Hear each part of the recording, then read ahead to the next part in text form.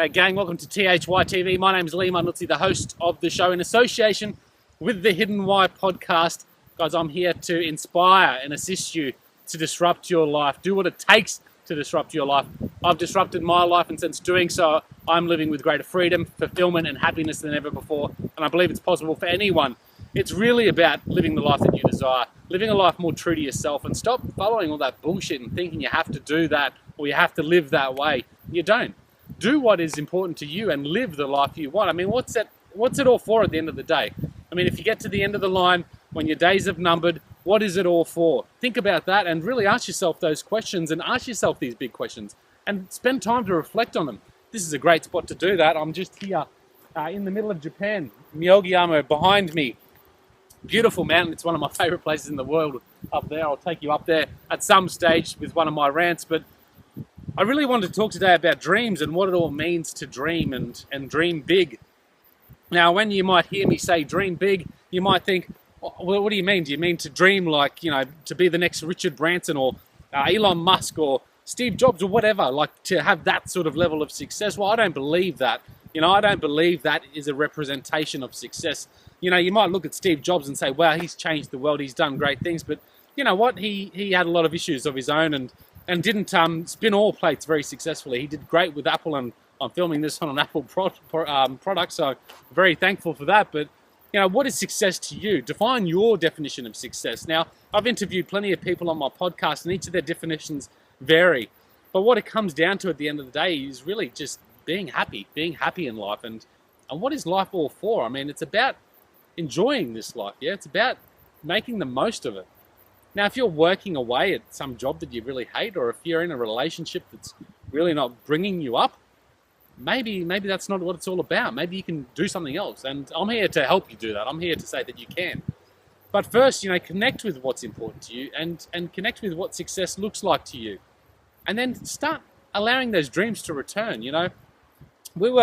As kids, we read storybooks, which, were so dreamy, were so magnificent. And I think at some stage, and I know it's through our conditioning, through our education, through our upbringing, through society, and this is how we're supposed to live, and society puts so much control on how we're supposed to be. And I think that stops us from dreaming. It stops us from thinking what is possible, and we start to believe that there's this one way to go in life. And yes, there's a few paths along that one direction, but there isn't. That you can create your own path, and that really starts with having your own dreams and allowing them to enter your thoughts every day as often as you can. And once you do that, once you start thinking about those dreams, you can really start taking the actions and creating the behaviors and putting yourself in the environments. It's going to be, sorry about the wind, guys, it's going to be more conducive to the dreams that you want. You see, I felt that I lost touch with what I dreamt about when I was younger, and as a kid growing up, I had big dreams, and I used to play a lot in the garden with my GI Joes and Tonka trucks in the sandpit and Matchbox cars in the dirt, and I had that creative imagination and that playfulness, and that certainly dissipates as you grow older, yeah. And I think we can all relate to that, that childhood state of play, and that really is conducive to dreaming. But then we lose it because we become conditioned and become so disciplined in how we have to be and how we have to behave, and we lose touch with our essence of who we are. I believe that to travel a life and create your own path in life, one of the core elements is your compass. It's like your life compass. And one of the elements to that compass is the ability to dream and allow those dreams to direct you. So if you've got a dream, and once you connect with that dream, take actions, make decisions based on that dream. So if you're doing something, the option comes up, if it's a choice and it doesn't actually connect you to that dream of yours, then perhaps you shouldn't be doing it. It allows you to be a little bit more purposeful. So I believe we need to sort of pick up that compass and dust off what's been covered and start reconnecting with those dreams. It's one element of the compass to allow you to walk the path that's truly your own. I really believe that we all have a dream, and ask yourself that question: what's your dream? What do you dream about? What do you dream about for your future? And it's okay to dream about possessions and lovely things and big houses and cars, as long as that's important to you. And certainly I was guilty of dreaming about some of that stuff, and thinking that was the important stuff in life, but really it wasn't. It was more of a way to make me keep going in a field that I wasn't really content with, in a lifestyle that I wasn't really happy with.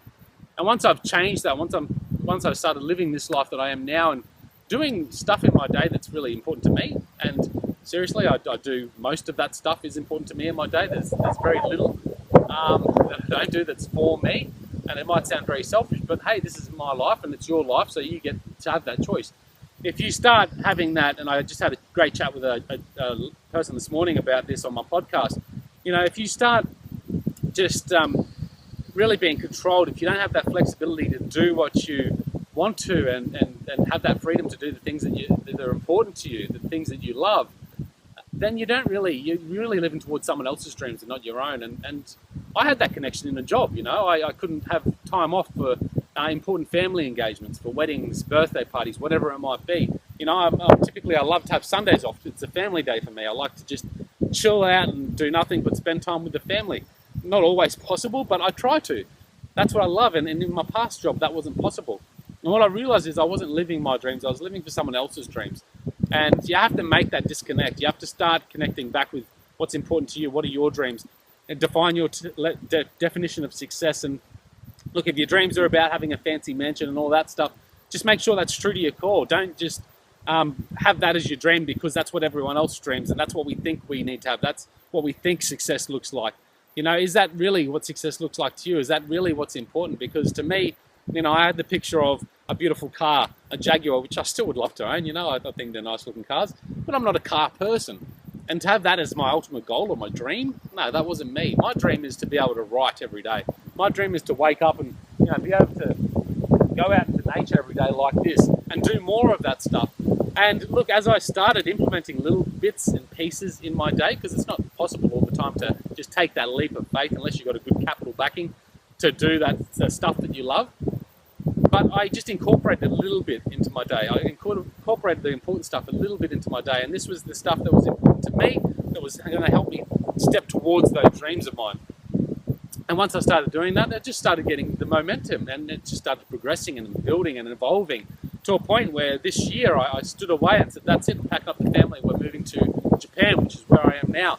And now I do a lot more of the stuff that's important to me and I'm moving towards those dreams, It's not that difficult. You don't need a big mansion on the waterfront and to be able to write, I can wake up every morning here where I am, have my needs covered, I'm happy as with what I've got covered. There's abundance of it out there. I can wake up, I can come out here and look at this sort of stuff. I can still express myself, which is really important to me. Anyone that's creative, you need to have that outlet. You need to have that expression. This is what it is for me. This is why I do this, or part of the reason why I do this. So, have those dreams, reconnect with them, allow yourself to dream. I got this story of a child, and he was there, young teenager, by his father's deathbed. He was sitting there and his father was dying, and his father looked up to him and he said, son, he said, I realised where I've gone wrong in life. He said, where's that, Dad? And he said, look, I just haven't lived a life true to myself. I've missed out on a lot of things that I wanted to do because I always thought I had to do this other stuff that wasn't really that important to me. His father passed away not long after that. They said their goodbyes, and from that day forward, this boy, he never looked back. He said, that's it, I'm never going to start living for someone else's dreams again. I'm never going to stop living for my dreams. I'm going to just keep pushing forward. I'm going to do what I want to in life. I'm going to do what's important for me. And that boy went on to just live his dreams, and he had good dreams. I've got another story which I read from a book called Chicken Soup for the Soul. It's about a young chap who was at school, and the teacher gave their class, I think it was year 7 class or something like that, gave their class a project to do. They said, write down your dreams. What do you want to be in the future? So they all went back and wrote down their dreams, and I think it was like a 3-day report, something like that. So this kid went home and he did a lot of effort and put it in there, wrote a couple of pages of writing and then did a map of this, he had this dream to build this big ranch and big nice house in the middle of it, etc., etc. And he came back in and he submitted the papers. The papers got marked and checked, and it got handed back to him with a big F in the middle. And he couldn't understand it. He thought, well, this is the project, to write down our dreams. And he spoke with the teacher a little bit later on, and the teacher said to him, he said, son, look, this is great, but it's not really possible. You've written down something that really isn't achievable. That was the teacher's words to him.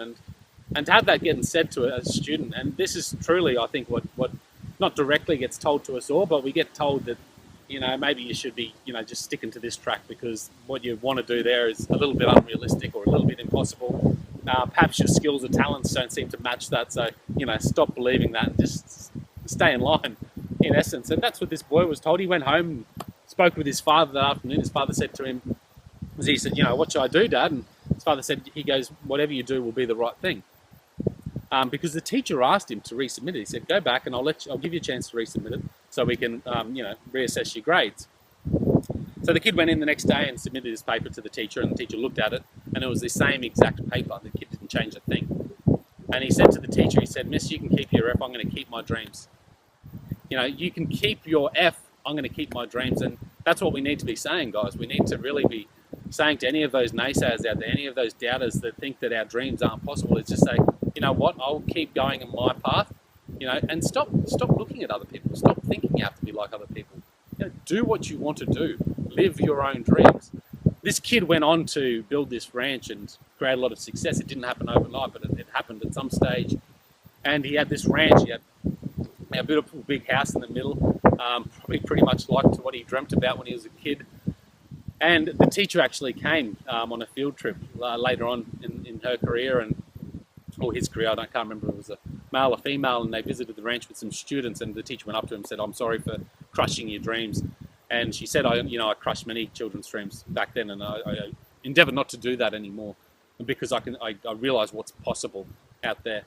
And guys, I don't know, when it comes to dreams, I listen to a lot of podcasts, I read a lot of books, I consume a lot of content from amazing people of all walks of life, and it's sometimes hard to believe the possibility of your dreams. You have these dreams, and I still have to, punch myself sometimes and go, is that really possible? And you ask yourself these questions because we've doubted ourselves for too long, and when we've been moved away from our dreams, when we try to bring them back, we have these doubts of what is possible. And I was thinking about this actually yesterday. I was driving along and I thought, I just hear about it so often, these people with amazing success, the people that I look up to, and the people I look up to and who you look up to are going to be absolutely different. But the people I look up to, I just go, frick, they've had amazing success. And they all say, they never thought what they dreamt about was going to be possible, but they just kept persisting. They kept pushing forward. They kept going. They kept believing in their dreams, and they made it. And I started thinking about, it's not just once that I hear it. And, I hear a lot of BS online as well. I hear a lot of shit getting talked online.